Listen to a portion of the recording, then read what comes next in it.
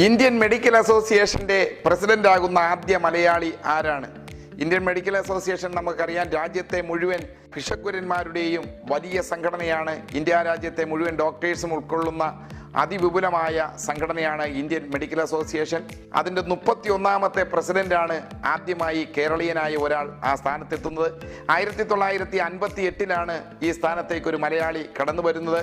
കേരളത്തിൻ്റെ മെഡിക്കൽ വിദ്യാഭ്യാസ രംഗത്തും ആരോഗ്യരംഗത്തും ചരിത്രപരമായ മുന്നേറ്റങ്ങൾക്ക് നേതൃത്വം നൽകുകയും തിരുവനന്തപുരം മെഡിക്കൽ കോളേജിൻ്റെ സ്ഥാപന കാലഘട്ടത്തിൽ അതിൻ്റെ സ്പെഷ്യൽ ഓഫീസറായി പ്രവർത്തിക്കുകയും തിരുവനന്തപുരം മെഡിക്കൽ കോളേജിൻ്റെ ആദ്യത്തെ പ്രിൻസിപ്പളായി ചുമതലയേൽക്കുകയും ഒക്കെ ചെയ്ത മാവേലിക്കരയിൽ ജനിച്ച ഡോക്ടർ CO കരുണാകരനാണ് കേരളത്തിൽ നിന്നും ആദ്യമായി ഇന്ത്യൻ മെഡിക്കൽ അസോസിയേഷൻ്റെ പ്രസിഡന്റ് ആകുന്ന വ്യക്തി.